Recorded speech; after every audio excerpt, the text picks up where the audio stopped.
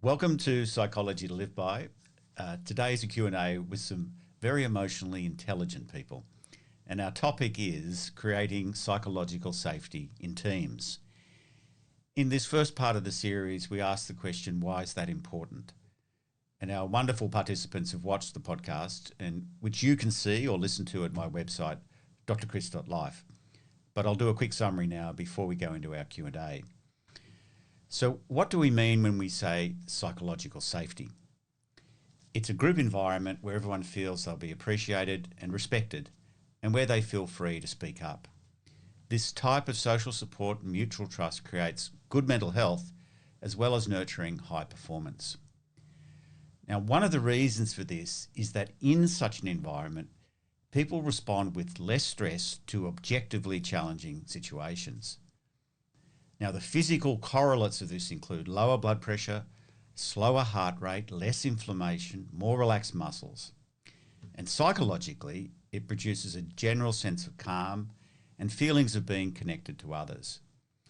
The key body hormone that instigates this raft of changes is oxytocin, which is typically released in response to positive social connection.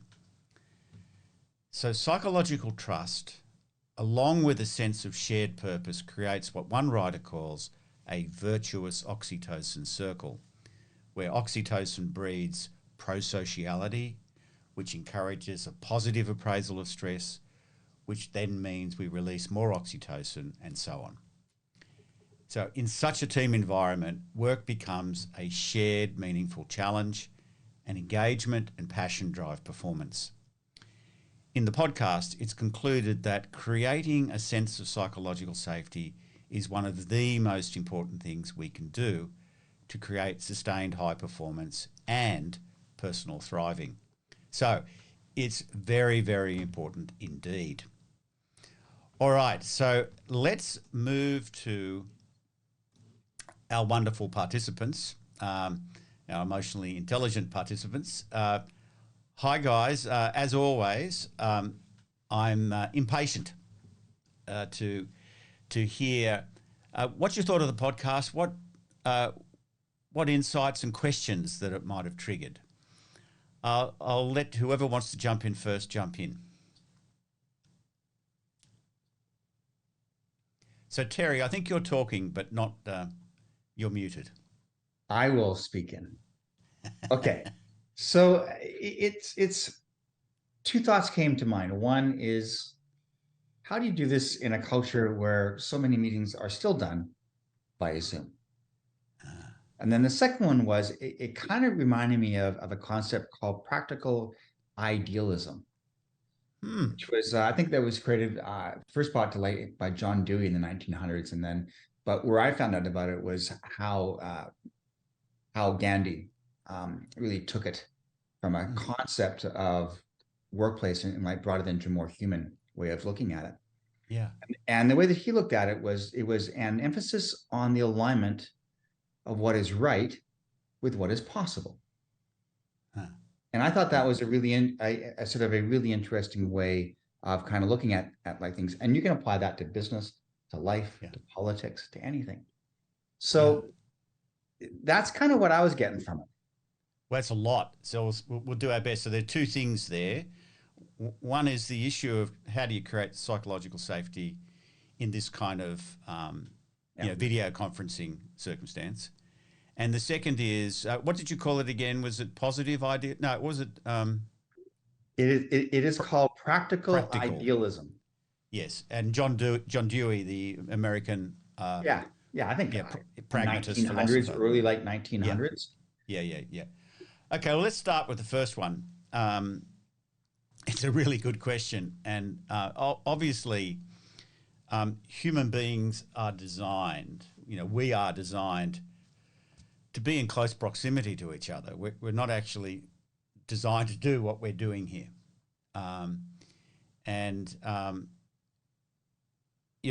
for many interpersonal situations, it's superior to be physically together. Obviously,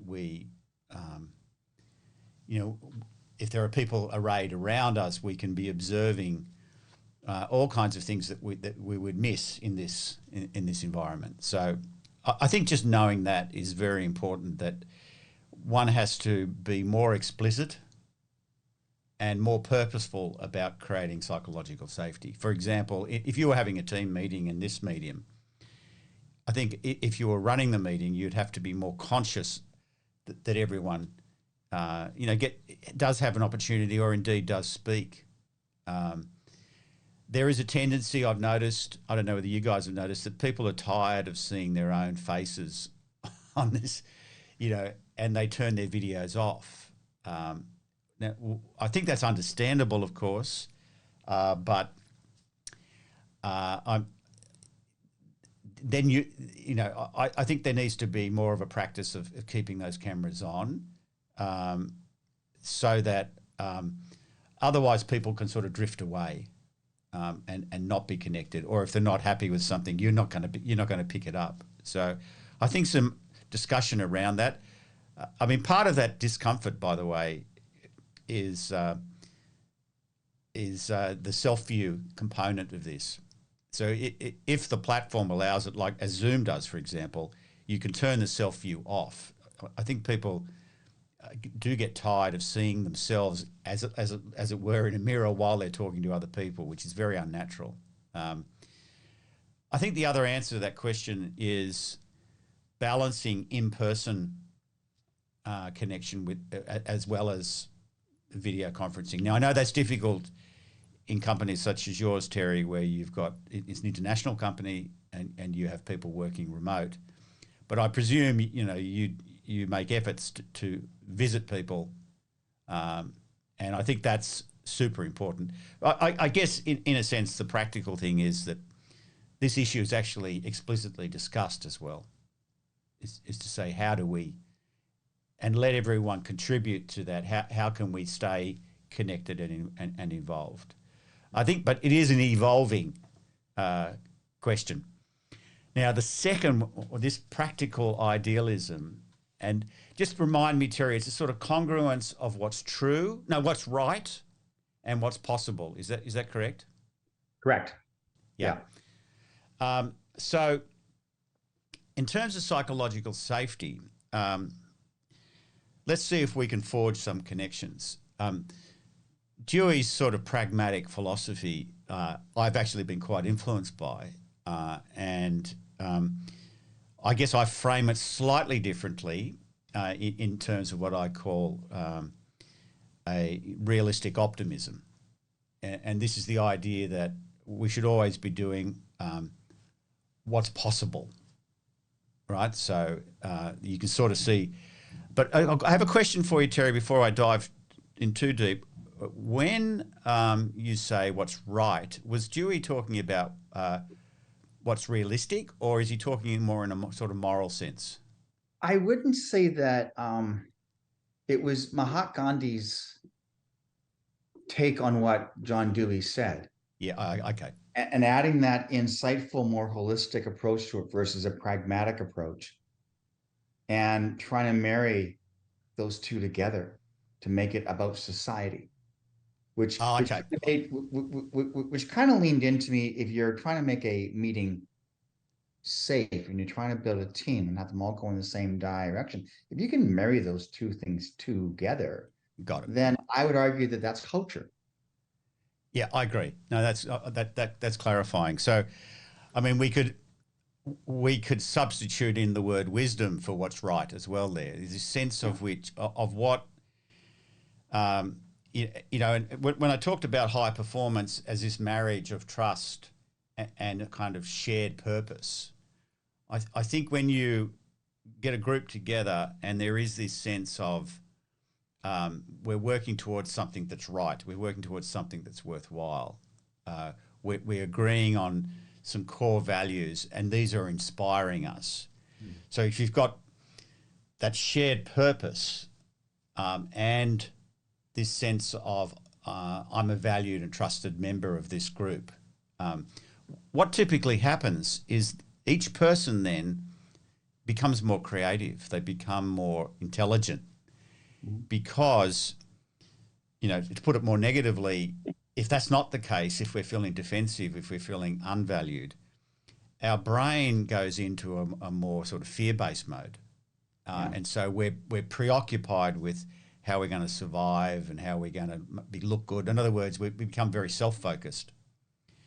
When you create psychological safety and a shared purpose, such as you're talking about, the mind is free now to really focus on the subject matter at hand, the issues.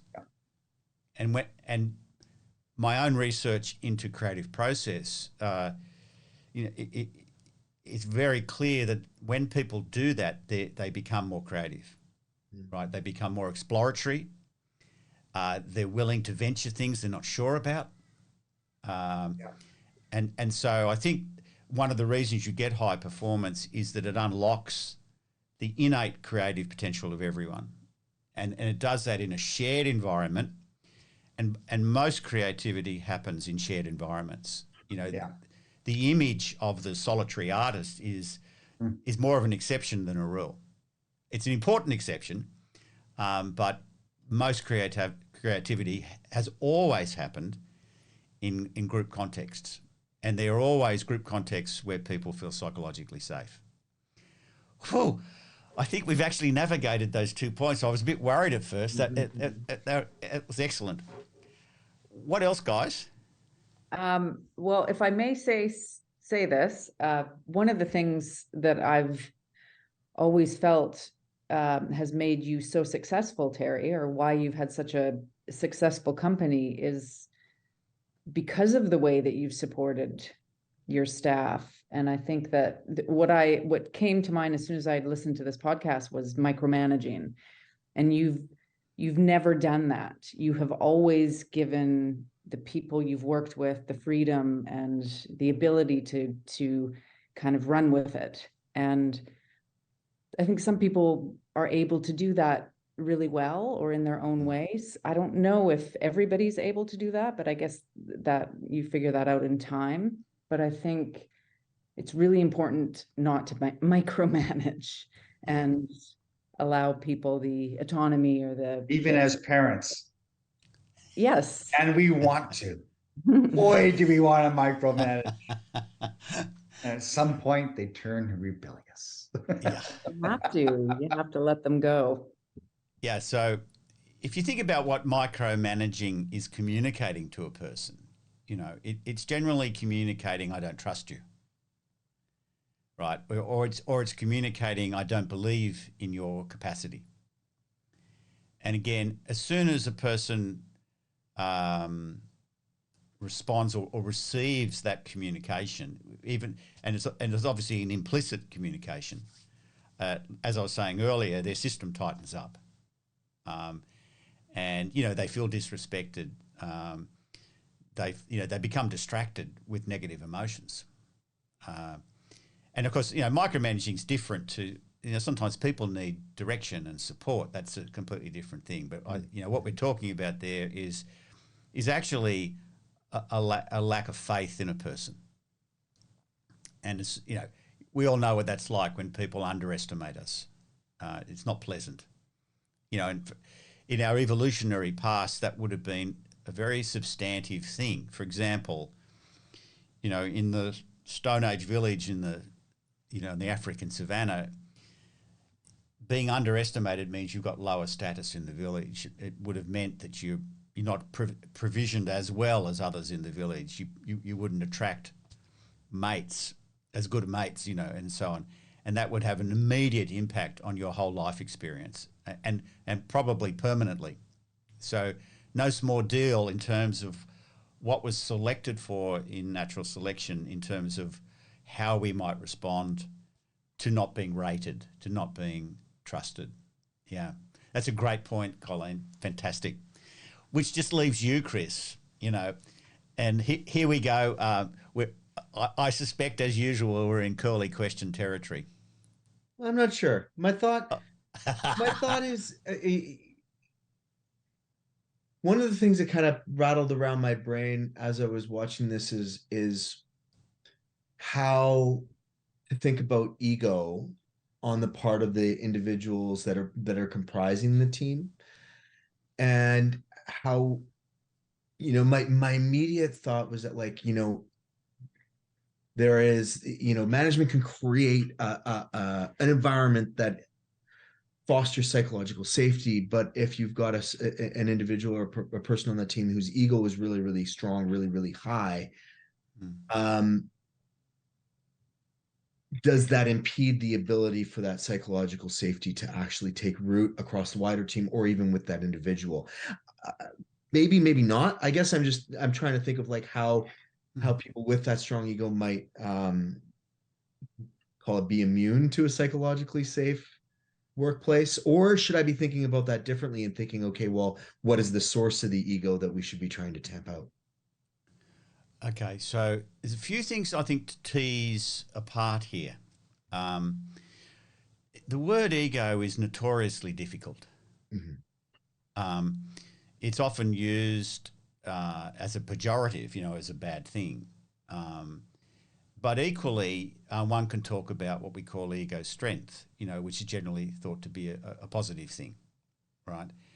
And so when you talk about having a big ego, I think for most people, what that brings to mind is a sort of more, narcissistic trait.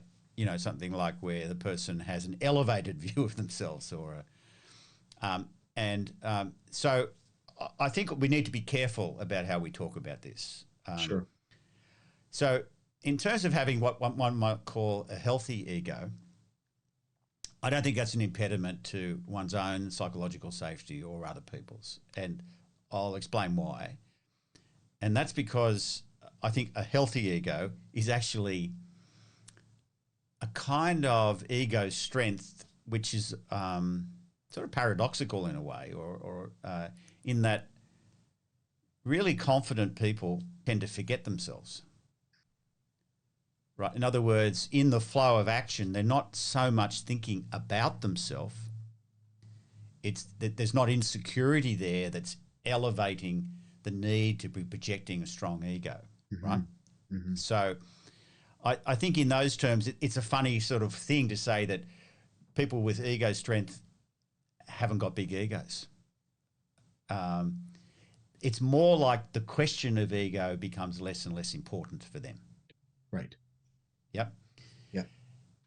There's a lot of research around, if we use the extreme of the big ego and particularly the destructive ego in a group context, and I think a narcissist in a group context is a negative with respect to psychological safety. It does impact on other people around them. And there's a lot of controversy about personality disorders and especially narcissism. And I know it's a very popular topic these days, but I just want to say one thing, that there seems to be, and it may not be the case, but it seems to be a converging agreement that most narcissism is what we call insecure narcissism. In other words, what's driving it from underneath is a kind of terror of our fundamental insecurity, right? So all of us are insecure. I mean, like we're not immortal, and it's not going to end well, as I like to say. And we're imperfect. There's more we don't know than we know, et cetera, et cetera. But the narcissist, or the person with the big ego, that they must never show this, and they must never have others think about it. And so there's a kind of obsessiveness, a kind of very negative energy around a person with a big ego who always needs to be recognised, who has rage when people don't share their very high self-estimation. Now, the point here is that person may be completely unaware of their insecurity. They may never experience it, and they guard it so ferociously they never will. Right. So I think if we can distinguish those two types of ego in that sense, one where there's more equanimity, there's more relaxation, that the person feels like they're good enough. And you might remember one of my other podcasts, The Unflappable Happiness of Being Average, that, I think that's a really healthy ego in that very limited sense. and the other, we're all perhaps somewhere between those two extremes. And I think our job is to move towards having less and less self-concern. And this is where psychological safety helps us, because none of us are saints and perfect and at peace with ourselves. All of us can be triggered by not being trusted, or by being micromanaged, or by being competed with by a narcissist, right? So that's why we're all vulnerable, and that's why psychological safety is so important, because it soothes our nervous system, it quietens it down, and then we can move into this more ego-less space, which is where creativity and high performance really thrive. I think I'm actually reasonably happy with that answer, Chris. It's a great answer. Yeah. All right, guys, look, as usual, fantastic. I mean, really, I love these Q&As because I literally don't know where we're going to go. And you guys always take me to interesting places, and that's a great credit to you all. And I look forward to our next Q&A, which I think will be part 2 of creating psychological safety. And it's more about, well, how do we actually go about it? And we've touched on that a little bit, and we want to take that further. Okay, guys, I'll see you then.